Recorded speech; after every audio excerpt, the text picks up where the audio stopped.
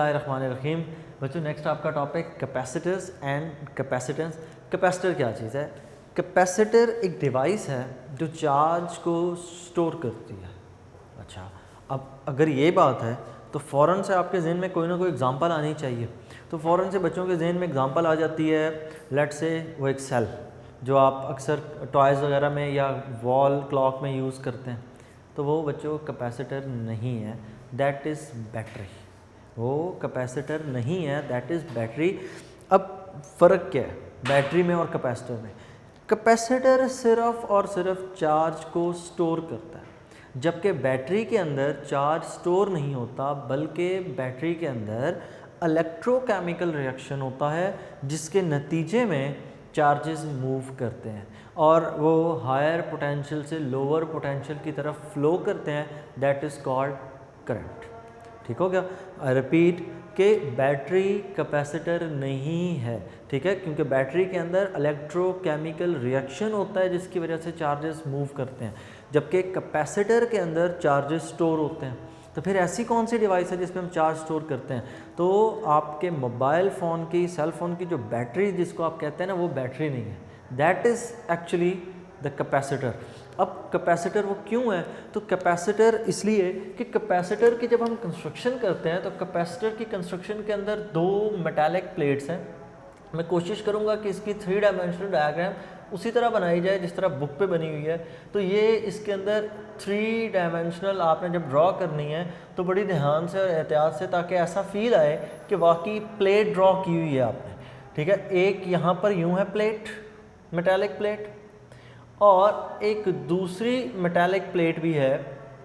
वो जो metallic plate है it is just like this, कि यहाँ से ऐसे और यहाँ से आपने एक स्ट्रेट लाइन यूँ ड्रॉ कर देनी, that is in fact the one plate. ये उनमें से एक प्लेट है। इसी के पैरेलल, इसके बिल्कुल साथ यूँ कह लें कि ये आपके सामने यूँ सिचुएशन है, दो प्लेट से आमने सामने।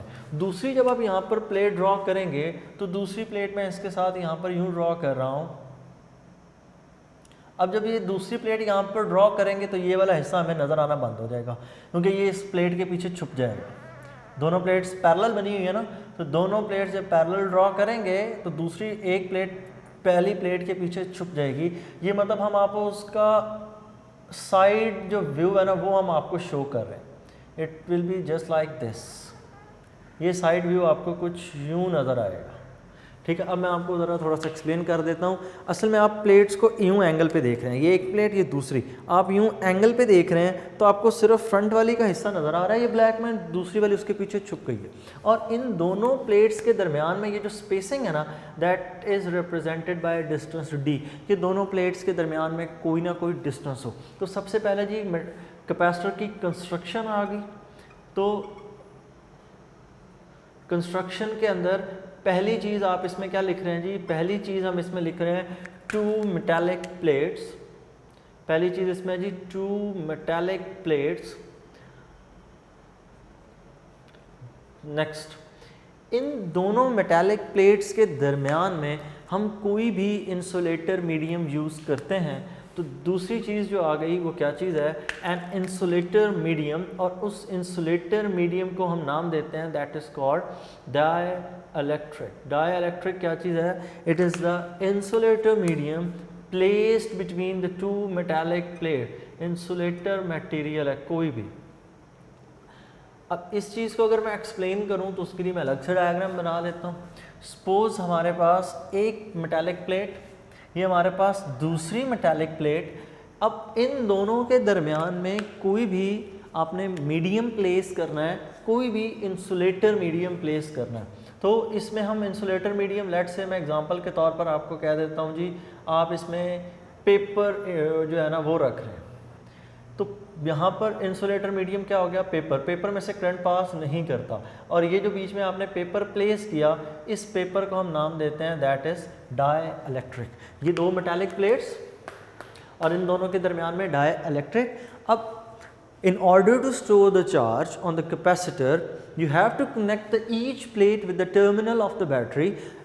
One plate will be connected with the positive terminal while other one will be connected with the negative terminal of the battery। कि एक प्लेट को आपने बैटरी के पॉजिटिव टर्मिनल से जोड़ देना है, जबकि दूसरी प्लेट को आपने बैटरी के नेगेटिव टर्मिनल के साथ जोड़ देना है। अब जब आप इसको बैटरी के साथ कनेक्ट करेंगे then it will start storing charge. तो इस प्लेट, इस सेटअप ने चार्ज को स्टोर करना शुरू कर दिया। नेक्स्ट इसमें ये चीज़ आ जाती है कि कैपेसिटर जो चार्ज स्टोर कर रहा है, तो चार्ज स्टोर करने की उसकी एबिलिटी वगैरह कितनी है, कि एक कैपेसिटर कितना चार्ज स्टोर करता है, तो उस एबिलिटी को हम नाम देते हैं, दैट इज़ कॉल्ड कैपेसिटेंस। ठीक है, अब यहाँ पर फिर बच्चे गलती करते हैं, वो कैपेसिटर और कैपेसिटेंस को मिक्स कर जाते हैं।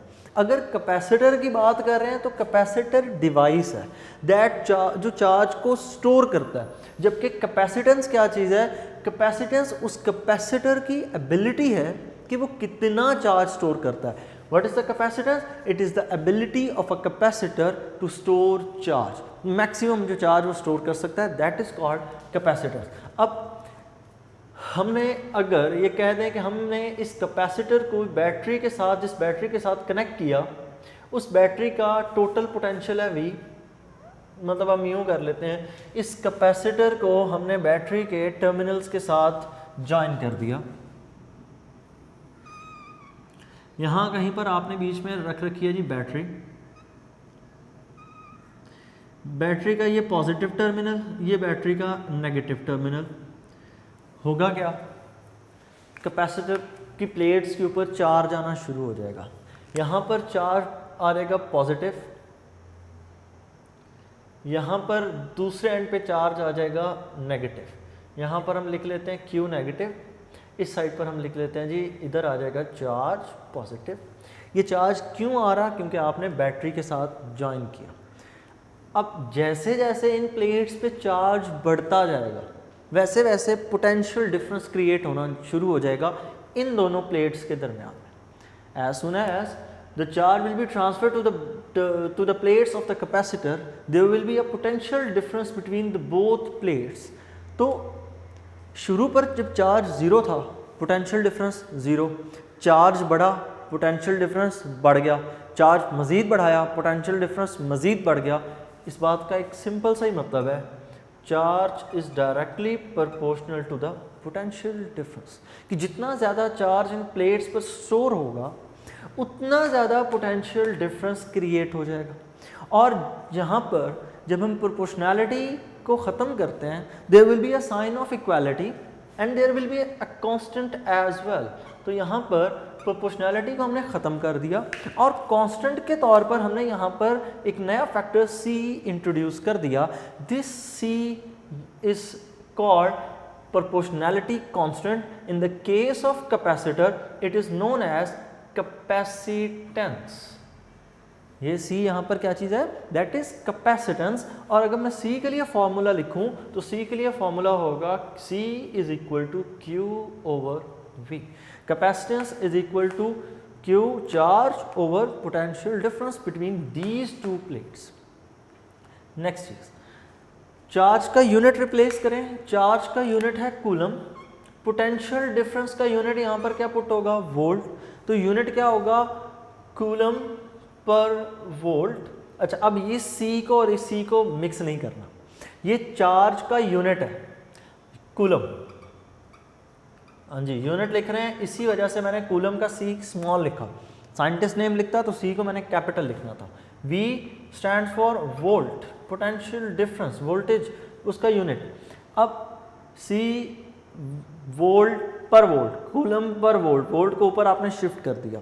ये है जी SI unit, clear cut book में लिखा था SI unit of the capacitance is coulomb per volt. लेकिन हम साइंटिस्ट नेम पर भी थोड़ा सा इत्तेफाक करते हैं और कूलम पर वोल्ट को हम नाम देते हैं फैरेड का।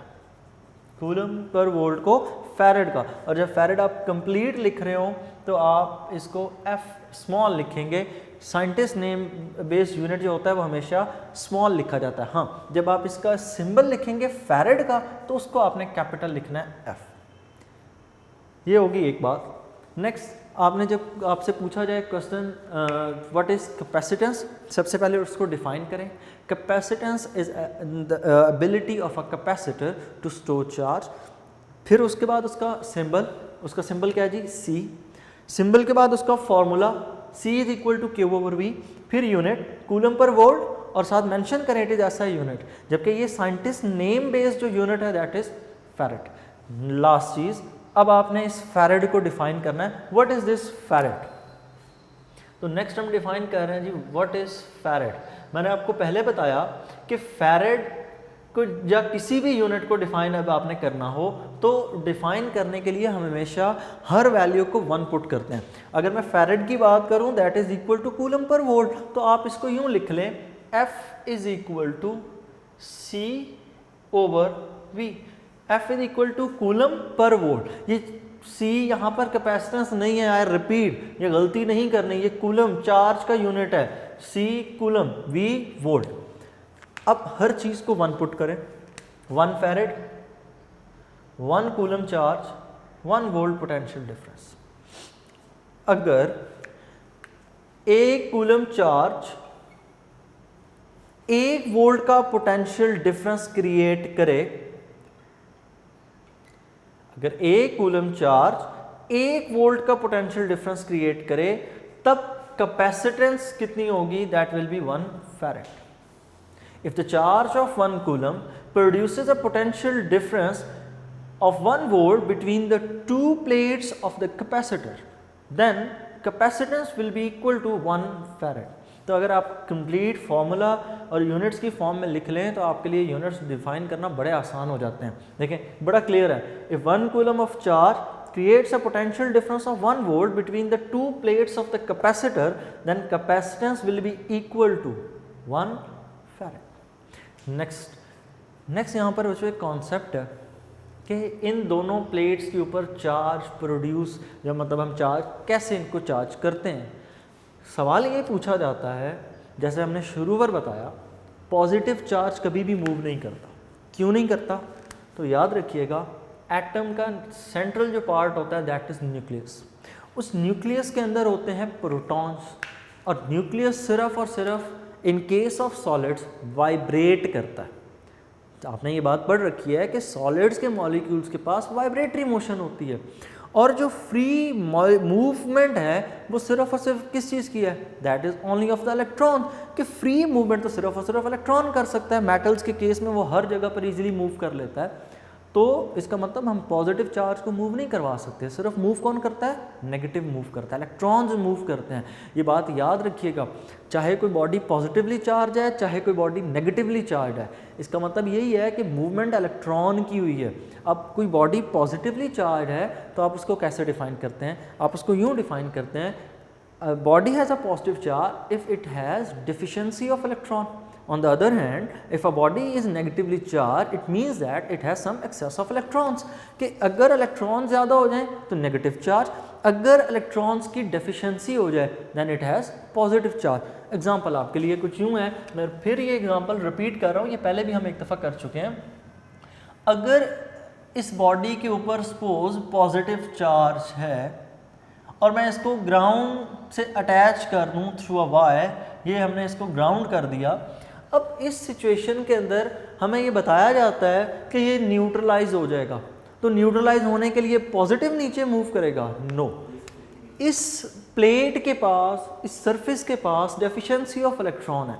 असल में इलेक्ट्रॉन्स यहाँ से ग्राउंड से मूव करेंगे इस प्लेट के ऊपर और इसको न्यूट्रलाइज कर देंगे। बैटरी जब आप कनेक्ट करते हैं कैपेसिटर्स के साथ तो क्या इफेक्ट होता है, तो जब आप लोग बैटरी को कनेक्ट करते हैं, negative terminal of the battery is connected with the plate of the capacitor. Suppose यहाँ पर बैटरी का नेगेटिव टर्मिनल है, ये पॉजिटिव है, नेगेटिव टर्मिनल को कनेक्ट करेंगे तो यहाँ से इलेक्ट्रॉन्स मूव करके इस प्लेट पर आना शुरू हो जाएंगे।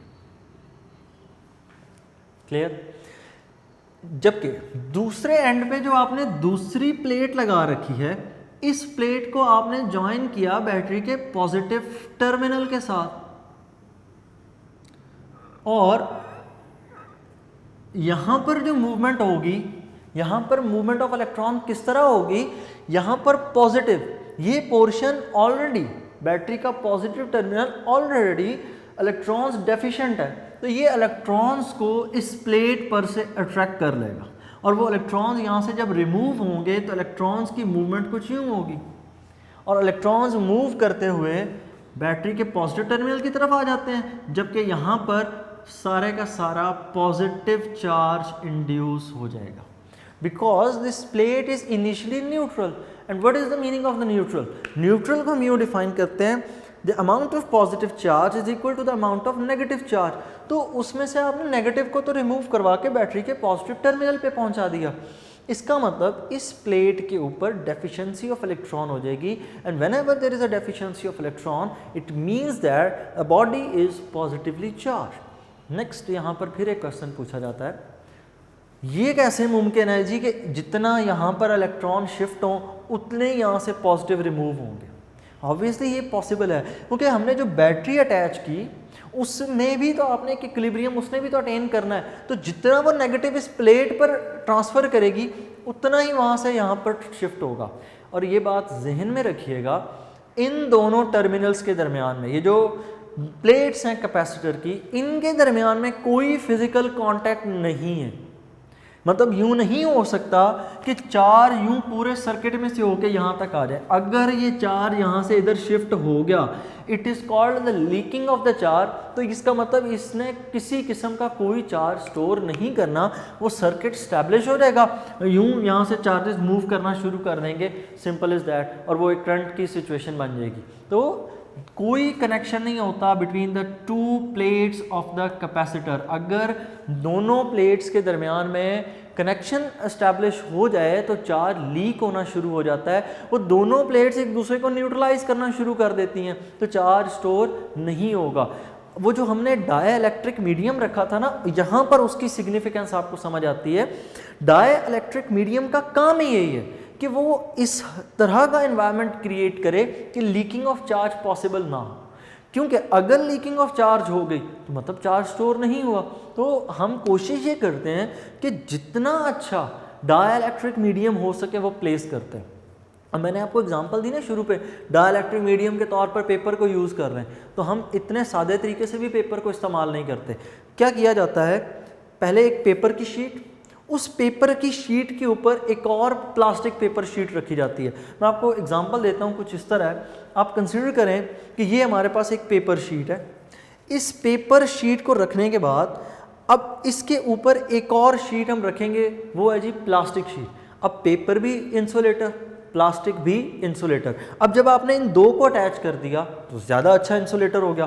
तो ये एक दूसरी प्लेट आ गई, सपोज इस दूसरी प्लेट को आपने इसके ऊपर यूं रख दिया, ये दो प्लेट्स आपके पास, इन दोनों को एक पेपर और उसके ऊपर आपने रख दिया प्लास्टिक। अब मज़ीद अच्छा डाइलेक्ट्रिक बनाने के लिए हम इसको रोल कर देते हैं। अब जितनी ज़्यादा लेयर्स उतना अच्छा डाइलेक्ट्रिक। रोल करने के बाद इसको जितना टाइटली आप पैक कर सकें आप कर सकते हैं, फिर भी इसके अंदर ना एयर स्पेसेस रह जाती हैं, चार्ज की लीकिंग का भी खतरा है। तो आप क्या करें, इसके अंदर ऑयल इसके ऊपर लगा दिया जाता है। अब ऑयल की जो फिलिंग करते हैं तो ऑयल भी इंसुलेटर है, ऑयल में से इलेक्ट्रिसिटी पास नहीं कर सकती, चार्जेस लीक आउट नहीं कर सकते, तो उसको इन दोनों प्लेट्स के दरमियान में रख दिया जाता है। हमारे जो सेलफोन की बैटरीज़ हैं वो असल में इसी चीज़ के साथ बनाई गई हैं कि दो प्लेट्स के दरमियान में डाइलेक्ट्रिक मीडियम, और जितना अच्छा डाइलेक्ट्रिक मीडियम यूज़ होगा उतने बेहतर रिजल्ट्स और उतना ज़्यादा चार्ज स्टोर होगा। यहाँ तक हमने ये बात सीखी कि कैपेसिटेंस दो चीज़ों पे डिपेंड करती है, the amount of the charge and the potential difference. ये बात हमें कब पता चलेगी कि अगर हमने कैपेसिटर बनाया, फिर उस पर चार्ज स्टोर करवाएं, फिर हमें जाकर पता चलेगा जी ये कैपेसिटर इतना चार्ज स्टोर करता है। अगर हम कोई और तरीक़ेकार इस्तेमाल करें, मतलब हम मैथमेटिकली एक ऐसा तरीका निकालें कि हमें कैपेसिटर जब डिज़ाइन करें तो हमें पता हो कि इसने इतना चार्ज स्टोर करना है, मतलब कोई ऐसा फिजिकल पैरामीटर हो कि बजाय इसके कि आप चार्ज और पोटेंशियल डिफरेंस की वैल्यू निकालें, हम उसको सॉल्व कर सकें। तो नेक्स्ट जो टॉपिक है ना, capacitance of a parallel plate capacitor, वो है ही इसी चीज़ पे कि अगर हमारे पास फिज़िकल पैरामीटर से हमने मेजरमेंट करनी हो, मतलब उसके एरिया कह लें, उसकी शेप कह लें, दोनों प्लेट्स के दरमियान सेपरेशन कह लें, तो उन पैरामीटर से हम किस तरह से कैपेसिटेंस फाइंड करते हैं। तो नेक्स्ट हिस्से में हम ये देखते हैं कि how to find the capacitance without electrical parameters. तो उसके लिए फिर वही सारी की सारी बात, हमने एक पैरेलल प्लेट कैपेसिटर बना लिया, पैरेलल प्लेट कैपेसिटर के ऊपर को अटैच किया बैटरी के पॉजिटिव टर्मिनल्स के साथ, इस पे चार्ज स्टोर होना शुरू हो गया। अब जब चार्ज स्टोर होना शुरू होगा तो इसमें कैपेसिटेंस के लिए जो फार्मूला होगा तो आप उसके लिए यूँ कह सकते हैं, the capacitance has a formula C is equal to Q over V। Capacitance के लिए बेसिक फार्मूला क्या है जी, C is equal to Q over V। अब नेक्स्ट हमने क्या करना है, हमने इसमें ऐसे के पैरामीटर्स यूज़ करने हैं ताकि हम इसका जो कैपेसिटेंस है वो फाइंड कर लें फिजिकल पैरामीटर से। सबसे पहली चीज़, previous concepts, Gauss's law application number 3 और 2 दोनों के अंदर आपने एक कॉन्सेप्ट पढ़ा था, sigma is equal to Q over A। We named it as charge density, charge per unit area, charge density. तो आपकी basic equation C is equal to Q over V। उसके बाद नेक्स्ट एज वी नो, अच्छा book पे ये proof तरतीब से नहीं है, बिल्कुल रैंडम तरीके से उसने प्रूफ किया हुआ तो समझ नहीं आता। मैं एक एक स्टेप को बाकायदा एक्सप्लेन करके और तरतीब से करूँगा ताकि आपको इशू ना हो। As we know C is equal to Q over V, as we know sigma is equal to Q over A, that is charge density. आपने ये बीच में सारा एक्सप्लेन करना है फिर। तो sigma is equal to Q over A, from here we can say that Q is equal to sigma into A. आपने किया क्या, ए को सिग्मा के साथ मल्टीप्लाई कर दिया। इस इक्वेशन को नाम दें इक्वेशन नंबर 1 और नीचे लिखें by putting in equation number 1, by putting in equation number 1। अगर हम इक्वेशन नंबर 1 में इसको पुट करें देन हमारे लिए C का फॉर्मूला होगा C is equal to sigma A over V।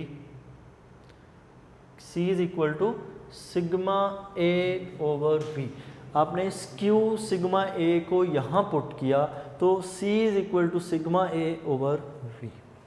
Next इसको इक्वेशन नंबर 2 का नाम दे दें और इसको यहाँ पर छोड़ दें। नेक्स्ट फिर एक पुराना कॉन्सेप्ट, और वो पुराना कॉन्सेप्ट हम यूज़ कर रहे हैं from the topic of potential gradient. वहाँ पर हमने ये सीखा था, अगर हम सिर्फ वैल्यू की बात करें तो मैग्नीट्यूड डायरेक्शन को छोड़ दें कि मूवमेंट किस तरफ है, तो E is equal to V over D हमने एक फार्मूला पढ़ा था कि electric field intensity is equal to V over D। असली इस फार्मूला ये यूँ था, E is equal to minus delta V over R। असल में यहाँ पर हम एक चार्ज को मूव करवा रहे थे तो हम उसकी मदद से इलेक्ट्रिक फील्ड इंटेंसिटी फाइंड कर रहे थे। तो वहाँ पर जब हमने किया था तो हमने ये कहा था कि चार्ज चूँकि डिक्रीजिंग पोटेंशियल की तरफ मूव कर रहा है तो नेगेटिव साइन है। हमें इस वक्त वो डिक्रीजिंग या इंक्रीजिंग की सिचुएशन तो है ही नहीं, हम सिर्फ वैल्यू की बात कर रहे हैं। तो वैल्यू के मुताबिक E is equal to V over D, E is equal to V over D। मैंने इस V को रिप्लेस करना है। अगर मैं इस V को स्किप करवाऊँ तो यहाँ से V की वैल्यू निकाल लें, यहाँ से V will be equal to E into D। ठीक हो गया। अब इसको यहाँ पर हम नीट में करते हैं। As we know E is equal to V over D, और यहाँ पर आपने साथ मेंशन करना है, एक्सप्लेन करें पोटेंशियल ग्रेडियंट। ठीक है, by rearranging V will be equal to E into D। अब इस V इंटू को यहाँ पर पुट कर दें। अगर हम इसको यहाँ पर पुट करें तो आप यहाँ पर लिखें by putting in equation number 2, by putting in equation number 2। अगर हम इसको इक्वेशन नंबर 2 में पुट करें तो यही इक्वेशन नंबर 2 हमारे लिए कुछ यूँ होगी, C is equal to sigma A over E into D, E into D. यहाँ तक आप लोगों को क्लियर? फिर देख लें, आपने स्टार्ट किया C is equal to Q over V, Q charge density से आपने क्यू को सिग्मा ए पुट किया, C is equal to sigma A over V, V आपने पुट कर दिया V is equal to E D, तो sigma A over E D. Next चीज़, यहाँ तक आप ये ज़हन में रखें कि हमने चार्ज प्लेट्स के दरमियान में जो अभी मीडियम है वो फ्री स्पेस है, अभी हम किसी मीडियम की बात नहीं करते, ठीक है। तो यहाँ पर जो मीडियम है ना, इसको मैं अभी वक्ती रेस कर रहा हूँ। इस बात का मतलब ये है कि अभी प्लेट्स के दरमियान में जो मीडियम है वो कुछ भी नहीं है, सिर्फ और सिर्फ क्या है, there is only free space. तो परेशान नहीं होना, फ्री स्पेस भी चार्जेस को इतनी आसानी से मूव नहीं करने देगी। चार्ज खाली जगह से खुद ब खुद तो मूव नहीं कर सकता, हाँ उसकी tendency as compare to the medium वो बढ़ जाएगी। अगर मीडियम होता तो चार्ज के पास मूव करने की टेंडेंसी कम होती, लेकिन अब मीडियम चूँकि नहीं है तो चार्ज के पास लीकिंग के चांस बढ़ जाएंगे। लेकिन हमने यहाँ से कुछ प्रूफ करना, इसका मतलब ये हुआ कि आप यहाँ पर कोई मीडियम यूज़ नहीं कर रहे, तो आप इसको यूँ लिखें, सी vacuum, as there is no medium, so you must write it as C vacuum is equal to sigma A over E into D. Next, इस E को भी हम इतनी आसानी से, ये फिजिकल पैरामीटर में तो नहीं आ रहा है इन अ सेंस, फिजिकल पैरामीटर मतलब मेजर तो हो रहा है, लेकिन इलेक्ट्रिकल के केस में आता है। हमने सिर्फ और सिर्फ ऐसी वैल्यूज़ को पिक करना है, ऐसी वैल्यूज़ इस फार्मूले में रखनी है कि without putting any electrical component हम कैपेसिटेंस फाइंड कर लें। तो मैं इस E को भी रिप्लेस कर दूंगा। E कहाँ से रिप्लेस होगा? According to Gauss third application. यहाँ पर वीडियो को रोकें और गॉस लॉ की थर्ड एप्लीकेशन जाके बुक पे देखें। गॉस लॉ की थर्ड एप्लीकेशन में हमने ये देखा था, according to third application of Gauss law of Gauss's law, तो गॉसेस लॉ की थर्ड एप्लीकेशन में आपने जो बात सीखी थी, आपने वहाँ पर कहा था, लास्ट बिल्कुल फॉर्मूला अगर देखें तो E is equal to sigma over epsilon not into R cap. R cap direction के लिए था, as E is a vector quantity. हम E को सिर्फ मैग्नीट्यूड की हद तक बात कर रहे हैं, तो मैं ये ना आर कैप लिख रहा हूँ ना इसके ऊपर एरो लगा रहा हूँ, because we are talking about only about the magnitude of the electric field intensity. ये गॉस लॉ की थर्ड एप्लीकेशन का लास्ट रिजल्ट है। और फिर यहाँ पर ये पूछा जाता है कि यही क्यों पुट किया, दूसरी क्यों नहीं पुट कर ली। तो अगर थर्ड एप्लीकेशन आप देखें तो थर्ड एप्लीकेशन गॉस लॉ की टू चार्ज प्लेट्स के दरमियान में ही है। यहाँ पर पॉजिटिव प्लेट है, यहाँ पर नेगेटिव है, और वो जो दो चार्ज प्लेट्स हैं उनको हम क्या नाम अब दे रहे हैं, उन्हीं को हम कैपेसिटर का नाम दे रहे हैं। तो इसलिए हमने यहाँ पर गॉस की थर्ड एप्लीकेशन का सहारा लिया। E is equal to sigma over epsilon not. Equation number 2 तक हो गया था, इसको नाम देते हैं जी इक्वेशन नंबर 3, और आगे लिखें, मेंशन करें by putting in equation number 3, by putting in equation number 3। और अगर हम इक्वेशन नंबर 3 में E की वैल्यू को पुट करें, then C vacuum is equal to sigma A over, और यहाँ पर ध्यान से थर्ड डिनोमिनेटर बनेगा sigma over epsilon not. D तो यहाँ पर है ना, इसको तो एज इट इज़ लिखें, और E की जगह आपने पुट करना है sigma over epsilon not, sigma over epsilon not. Third denominator हमेशा फर्स्ट पे। ये कैसे जाता है उसके लिए भी देख लें, क्योंकि मेडिकल के स्टूडेंट्स को अक्सर इसमें मसला रहता है। असल में ये यूँ लिखी हुई है बात, 2/5 एग्जाम्पल दे रहा हूँ ओवर 7। अब ये 7 यहाँ से सबसे ऊपर कैसे चला जाता है, तो उसके पीछे रूल ये है, ये असल में लिखा गया है 2/5 डिवाइडेड बाय 7। 2/5 के ऊपर हम डिवाइड किस चीज़ को कर रहे हैं, 7 को। अब sorry,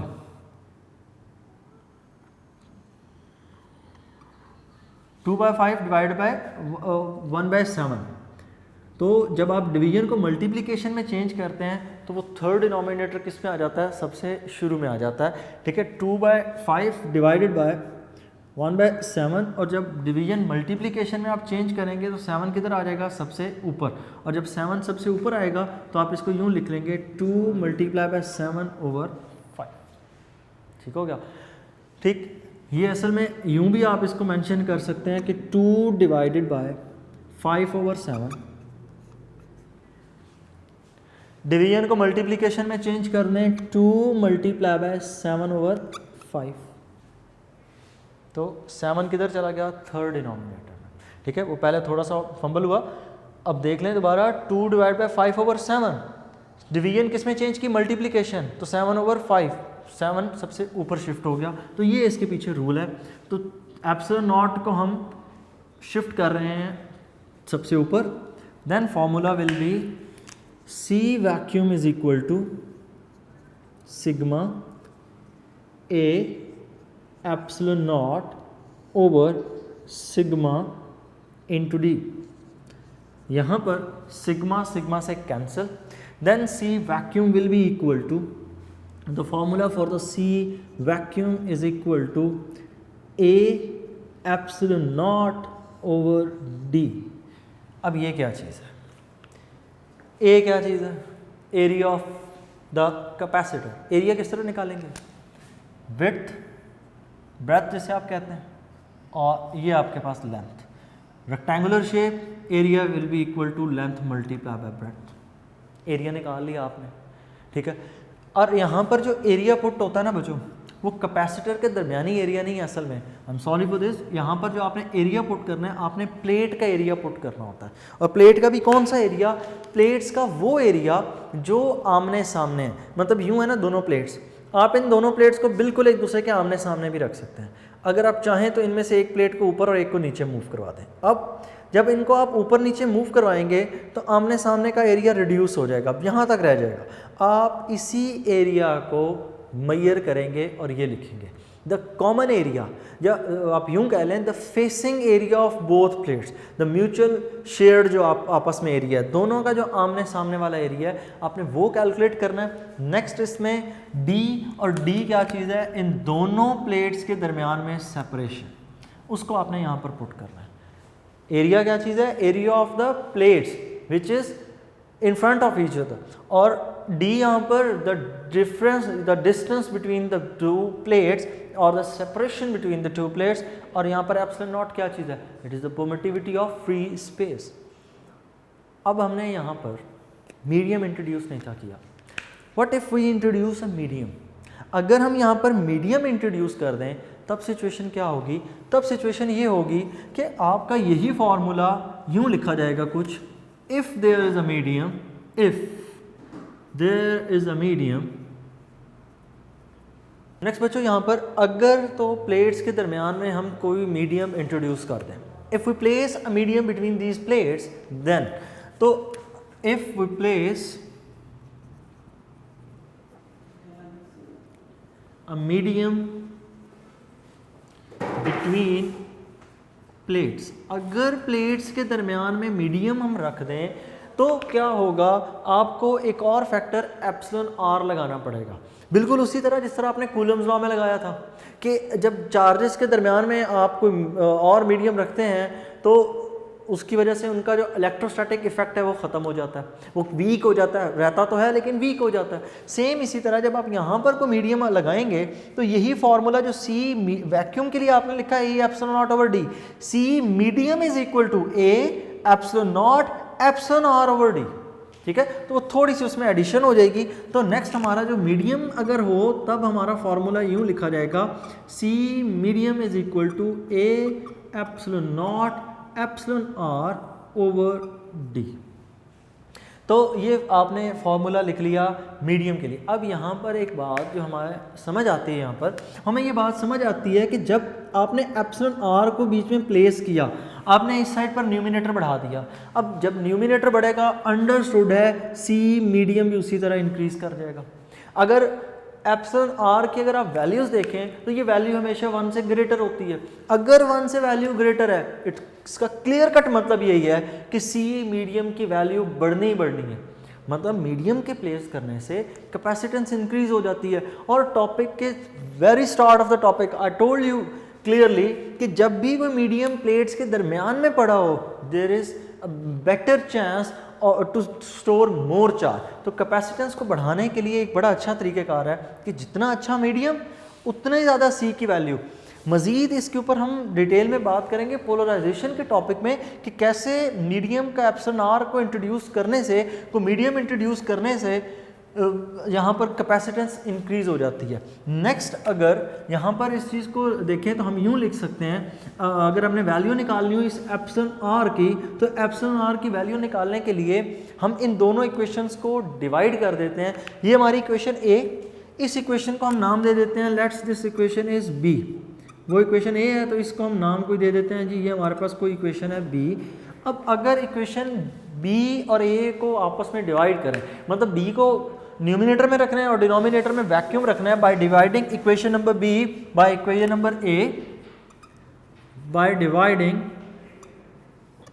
equation number B by A, equation number B पर ए को डिवाइड करें तो आप यूं लिख सकते हैं C medium over C vacuum, C medium over C vacuum is equal to. अब यहाँ पर सी मीडियम की वैल्यू पुट करें, A epsilon not epsilon R over D, A epsilon not epsilon R over D over C vacuum की value लिखें तो A epsilon not over D, A epsilon not over D. सारे parameters cancel हो गए, A से cancel, epsilon naught cancel, D cancel. तो left hand side तो same as it is C medium over C vacuum, C medium over C vacuum is equal to, यहाँ पर सिर्फ और सिर्फ क्या बचेगा, there will only be the epsilon R. यहाँ से डिफाइन करें what is this epsilon R, it is the ratio of the capacitance when there is a medium between them in it, और to the ratio to the capacitance when there is no medium. मतलब जब vacuum है दोनों प्लेट्स के दरमियान में और जब दोनों प्लेट्स के दरमियान में कोई मीडियम है, तो मीडियम और वैक्यूम की आपस में रेशियो, कैपेसिटेंस की ratio, that is called epsilon R. तो यहाँ तक आपने इस टॉपिक को कंप्लीट करना है। जो हमने मेन गोल अचीव करना था वो हमने यहाँ पे कर लिया था कि कैपेसिटेंस हमने निकालनी थी ऐसे पैरामीटर्स के ऊपर कि विदाउट इलेक्ट्रिकल पैरामीटर हम उसको फाइंड आउट कर सकें, that is A epsilon not over D, A दोनों प्लेट्स का आमने सामने का area, epsilon naught permittivity of the medium, और डी इन दोनों प्लेट्स के दरमियान में सेपरेशन। नेक्स्ट रहेगी जी आखिरी बात, इस टॉपिक को आपने अटेम्प्ट कैसे करना है। तो टॉपिक को अटेम्प्ट करने के लिए सबसे पहले कैपेसिटर एंड कैपेसिटेंस अगर वो टॉपिक आता है तो वो तो शॉर्ट में आपसे पूछा जाता है, या कैपेसिटर का इंट्रोडक्शन या फिर कैपेसिटेंस की डेफिनेशन और 1 फैरेड की डेफिनेशन, तो वो आपने लिखनी है। हाँ, कैपेसिटर्स को सबसे पहले जो डिवाइस किया था, बनाने वाले थे, दैट वाज माइकल फैराडे। और माइकल फैराडे जिन्होंने इलेक्ट्रिक फील्ड लाइंस का भी कॉन्सेप्ट दिया, इंग्लिश साइंटिस्ट थे, इंग्लैंड के रहने वाले, ब्रिटिश, और इन्होंने जो सबसे पहला कैपेसिटर बनाया था दैट वाज इलेक्ट्रोलिटिक कैपेसिटर। वो ये पैरेलल प्लेट कैपेसिटर नहीं था, वो इलेक्ट्रोलिटिक कैपेसिटर है, जो आपने 10th क्लास में गालिबन उसको थोड़ा सा इंट्रोडक्शन में पढ़ते हैं। नेक्स्ट इसमें आ जाते हैं लॉन्ग क्वेश्चन पोर्शन के ऊपर। जो दूसरा हिस्सा है इस टॉपिक का, capacitance of a parallel plate capacitor. Parallel plate capacitor के अंदर जब आपसे ये क्वेश्चन पूछा जाए तो बच्चे सीधा इस प्रूफ से शुरू करते हैं या इसी टॉपिक से। तो आपने सबसे पहले इन दोनों को एक्सप्लेन करना है, इनको एक्सप्लेन करेंगे तो ये आगे आप एक्सप्लेन कर सकेंगे। डायग्राम मस्ट बनाएं, तो सबसे पहले आप इन दोनों को एक्सप्लेन करें, फिर ये प्रूफ स्टार्ट करने से पहले डायग्राम बनाएं और इस इक्वेशन की बैकग्राउंड दें, Q is directly proportional to V, Q is equal to CV, और फिर आगे स्टार्ट करें जैसे मैंने लेक्चर के बिल्कुल स्टार्ट में किया था, एंड सो ऑन। इसको फिर आपने कंप्लीट करना है और last till the last equation इसको डिफाइन करना है। बुक पे ये डिफाइन की गई है, वेरी लास्ट इस टॉपिक के बिल्कुल एंड पे वो ग्रीन कलर के बॉक्स में लिखी थी। तो बच्चों ये था आपका टॉपिक जी, कैपेसिटर एंड कैपेसिटेंस, और साथ capacitance of a parallel plate capacitor. अल्लाह हाफ़िज़।